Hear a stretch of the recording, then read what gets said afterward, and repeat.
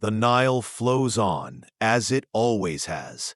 Once, its banks teemed with life, markets, laughter, the call to prayer echoing across Cairo's rooftops.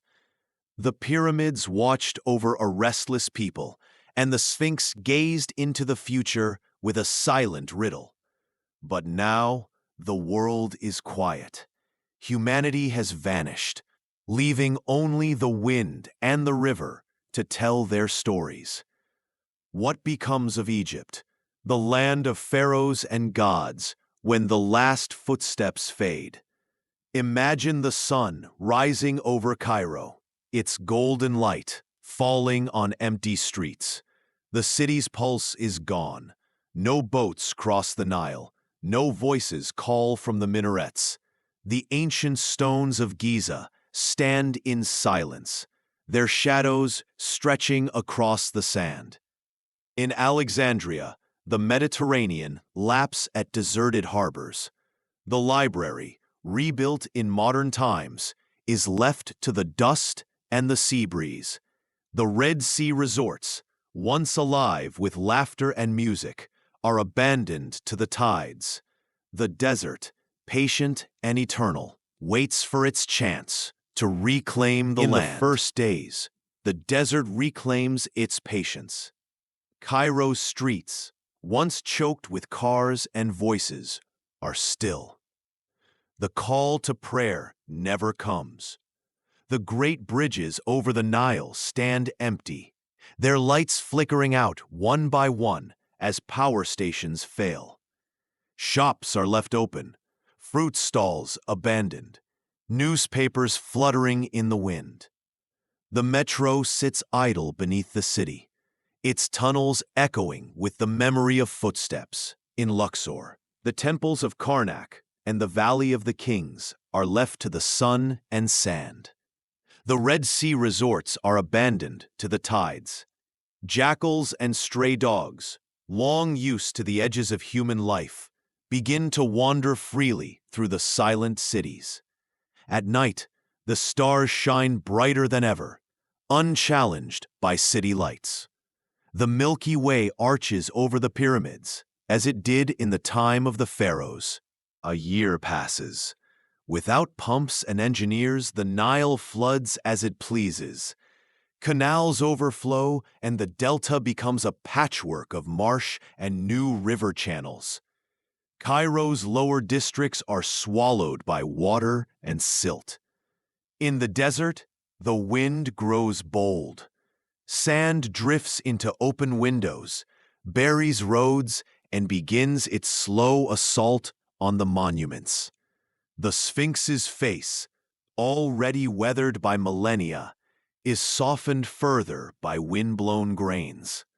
The pyramids, their stones loosened by centuries of vibration, begin to shed their outer layers. The great mosques and palaces of Cairo, their domes and minarets, are battered by storms and sand. Tiles crack, stained glass shatters, and the city's skyline begins to crumble. In Alexandria, the sea slowly encroaches, flooding the Corniche and reclaiming the land where the ancient lighthouse once stood. Decades pass. The city's towers collapse, their steel skeletons rusting in the humid air. The Aswan High Dam, unmaintained, eventually cracks, sending a surge of water down the Nile, reshaping the land once more. But the ancient stones remain. The pyramids of Giza, built to outlast time, stand amid dunes and wild acacia trees. The Sphinx, half buried, is a lion's head rising from the sand.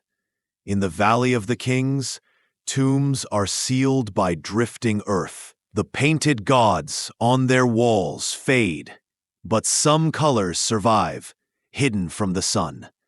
The temples of Karnak and Luxor, their columns toppled by earthquakes and roots, become islands of stone in a sea of green and gold.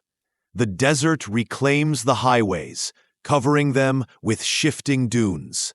The cities shrink, their ruins scattered across the landscape. The delta is a wetland again. Papyrus and reeds choke the old canals. Crocodiles and hippos, long banished, return to the riverbanks.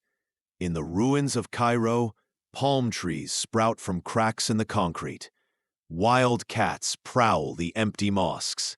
Desert foxes and ibises nest in the shadow of the pyramids. The Sahara creeps forward, swallowing highways and villages, but the Nile's green ribbon endures, a living scar across the land. The Red Sea coast is wild again, coral reefs thriving, dolphins and turtles returning to bays once filled with boats. In the oases, date palms and tamarisks flourish, their roots reaching deep for water. The air is filled with the calls of birds, the buzz of insects, and the rustle of reeds in the wind. Centuries become millennia.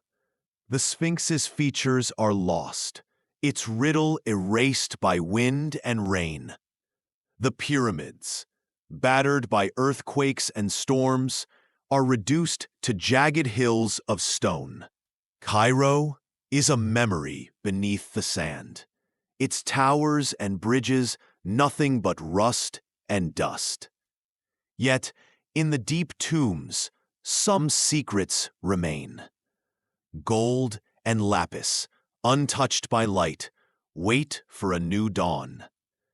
The temples of Abu Simbel, carved into the cliffs, are slowly buried by shifting earth. The great statues of Ramses gaze out over a land transformed, their faces softened by time.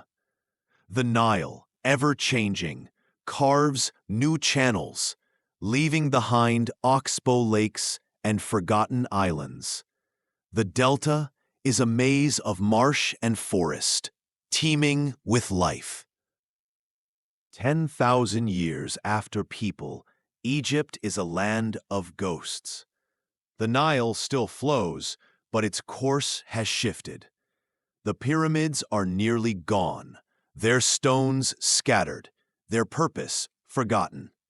The Sphinx is a mound in the sand, its gaze lost to time. But sometimes when the wind is right, the dunes sing. And in their song, for those who listen, are the last echoes of a civilization that once called itself eternal.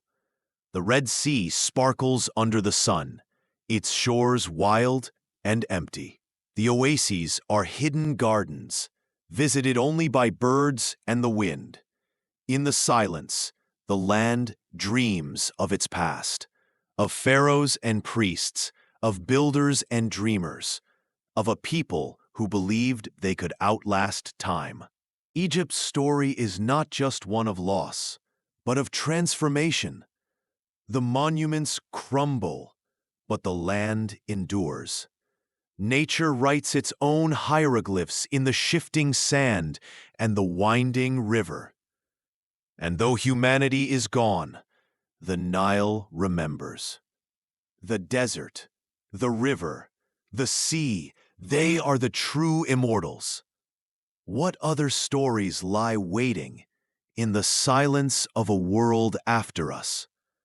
Let me know which land you want to visit next. Subscribe, and together we'll wander through the ruins of time.